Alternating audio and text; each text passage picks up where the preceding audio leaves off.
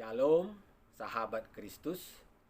Hari ini kita akan kembali mendengarkan kebenaran firman Tuhan bersama dengan saya, Pendeta Muda Abdi Setiawan Tarigan. Tema firman Tuhan pada hari ini adalah masih ada mujizat. Mari kita baca firman Tuhan dari Markus pasal yang ke-10 ayat 46 sampai yang ke-52. Lalu tibalah Yesus dan murid-muridnya di Yeriko, dan ketika Yesus keluar dari Yeriko bersama-sama dengan murid-muridnya dan orang banyak yang berbondong-bondong, ada seorang pengemis yang buta bernama Bartimeus anak Timeus duduk di pinggir jalan. Ketika didengarnya bahwa itu adalah Yesus orang Nazaret, mulailah ia berseru, "Yesus anak Daud, kasihanilah aku." Banyak orang menegurnya supaya ia diam, namun semakin keras ia berseru, "Anak Daud, kasihanilah aku." Lalu Yesus berhenti dan berkata, "Panggillah dia." Mereka memanggil orang buta itu dan berkata kepadanya, "Kuatkan hatimu, berdirilah, ia memanggil engkau." Lalu ia menanggalkan jubahnya. Ia segera berdiri dan pergi mendapatkan Yesus. Tanya Yesus kepadanya, "Apa yang kau kehendaki supaya aku perbuat bagimu?" Jawab orang buta itu, "Rabuni, supaya aku dapat melihat." Lalu kata Yesus kepadanya, "Pergilah, imanmu telah menyelamatkan engkau." Pada saat itu juga melihatlah ia, lalu ia mengikut Yesus dalam perjalanannya. Bapak Ibu yang dikasihi oleh Tuhan Yesus, dari bacaan firman Tuhan yang barusan kita baca, kita disuguhkan kepada satu kenyataan di mana digambarkan di situ Bartimeus adalah seorang yang buta, dan begitu juga dia tidak hanya buta, tetapi dia juga seorang pengemis, dikatakan oleh firman Tuhan. Satu gambaran kehidupan yang sangat tidak ideal, saudara. Satu gambaran kehidupan yang tidak diharapkan oleh siapapun sebenarnya, termasuk Bartimeus. Tetapi di dalam keadaan yang seperti itu, muncul satu harapan. Muncul satu harapan di dalam kehidupan Bartimeus. Harapan apa itu? Harapan untuk mendapatkan pertolongannya. Harapan apa itu? Harapan untuk dia mendapatkan mujizat di dalam hidupnya. Itu dikatakan di dalam ayat 47 tadi dari ayat bacaan kita, dikatakan ketika didengarnya bahwa itu adalah Yesus orang Nazaret, muncul harapan di dalam kehidupan Bartimeus bahwa dia akan mendapatkan pertolongan ketika dia mendengar Yesus akan lewat di jalan tempat dia mengemis. Ketika dia mendengar nama Yesus, muncul satu harapan bahwa akan ada pertolongan di dalam kehidupannya. Nah, pada hari ini kita akan belajar apa yang dilakukan oleh Bartimeus sehingga sungguh-sungguh harapannya itu menjadi kenyataan di dalam kehidupannya. Ayat yang ke-47 dikatakan, ketika didengarnya bahwa itu adalah Yesus orang Nazaret, mulailah ia berseru, "Yesus anak Daud, kasihanilah aku." Yang pertama yang dilakukan oleh Bartimeus adalah Bartimeus mengenal kepada siapa ia berseru minta pertolongan. Mata jasmani dari Bartimeus memang buta, tetapi hatinya tidak ikut buta, saudara. Sehingga apa? Sehingga dia tidak gampang atau dia tidak sembarangan meminta pertolongan kepada orang lain. Hanya ketika dia mendengar nama Yesus, dia kemudian berseru dan berseru dan berseru kepada Yesus. Kenapa? Karena dia mengenal sungguh kepada siapa dia harus berseru meminta pertolongan. Ini juga yang harus kita lakukan di dalam kehidupan kita.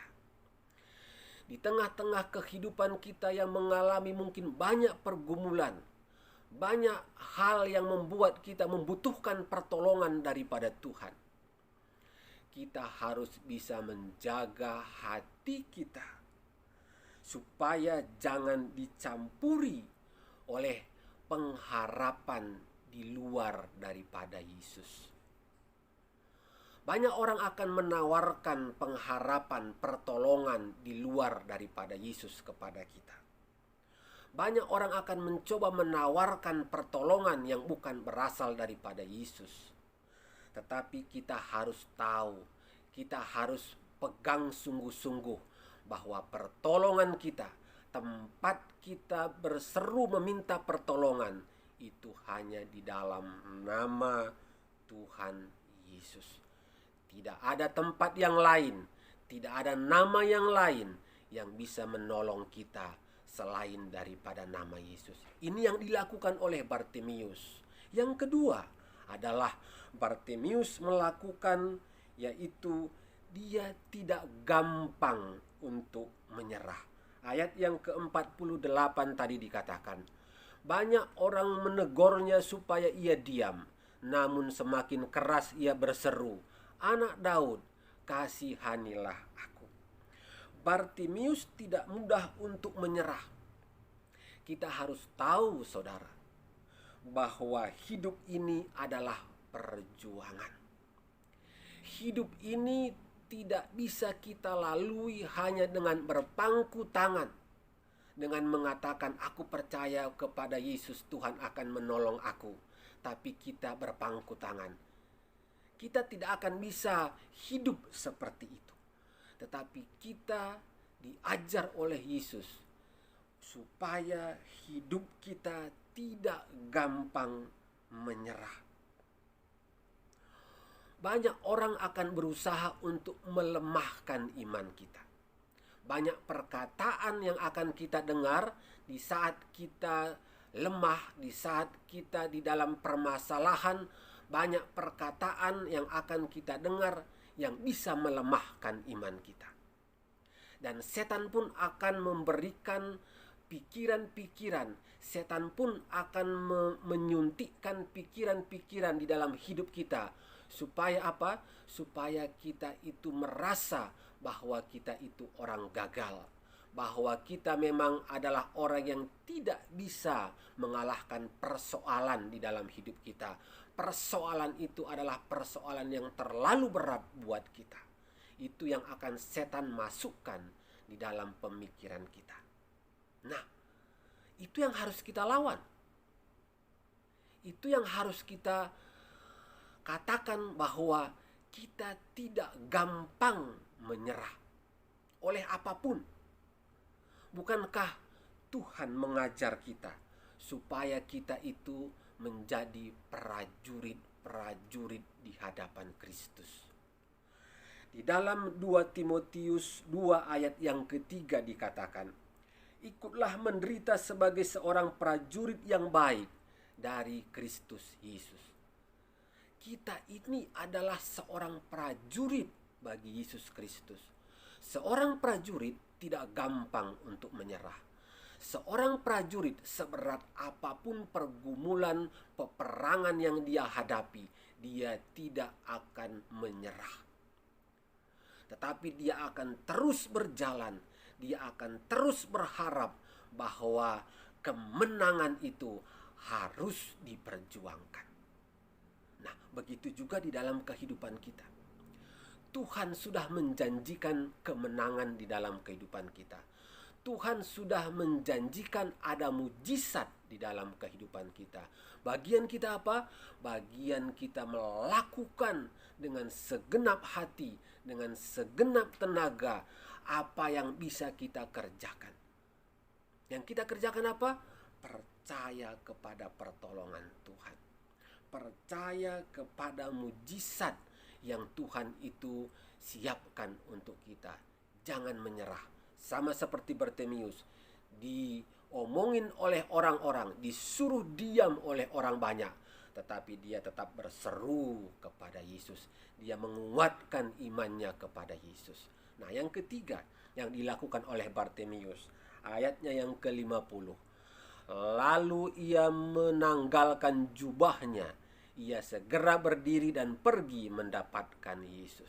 Yang ketiga yang dilakukan oleh Bartimius, ia bertindak dengan iman. Apakah pada saat Bartimius menanggalkan jubahnya, kemudian berjalan kepada Yesus, dia sudah bisa melihat? Belum.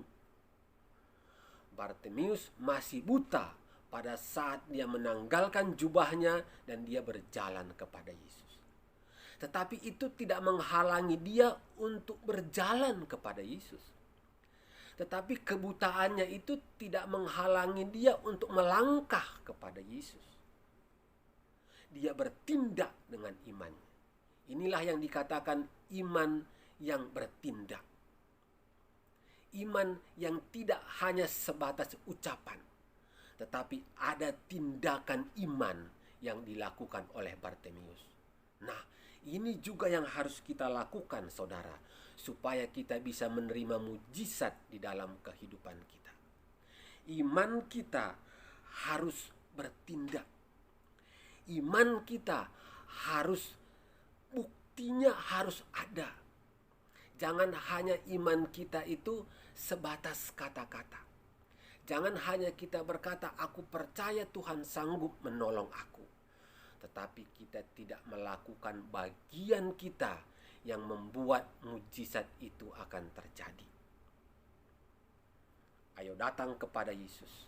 Seberat apapun permasalahan kita, seberat apapun pergumulan kita, datang kepada Yesus. Datang dengan iman kepada Yesus, maka kita akan melihat pimpinan Tuhan, tuntunan Tuhan, sampai kita menerima mujizat yang Tuhan siapkan di dalam kehidupan kita. Amin. Puji nama Tuhan.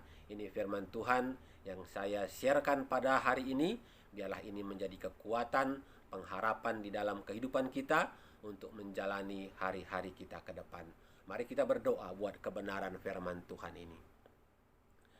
Bapa, di dalam nama Tuhan Yesus, kami bersyukur kalau kami sudah mendengarkan kebenaran firman-Mu pada hari ini. Biarlah firman ini sungguh-sungguh berbicara di dalam hidup kami, sehingga ke depan ini kami akan menerima mujizat demi mujizat, pertolongan demi pertolongan yang datangnya daripada Tuhan di dalam hidup kami. Berkati semua umat-Mu yang mendengarkan kebenaran firman Tuhan ini. Di dalam nama Tuhan Yesus, kami sudah berdoa. Haleluya. Amin.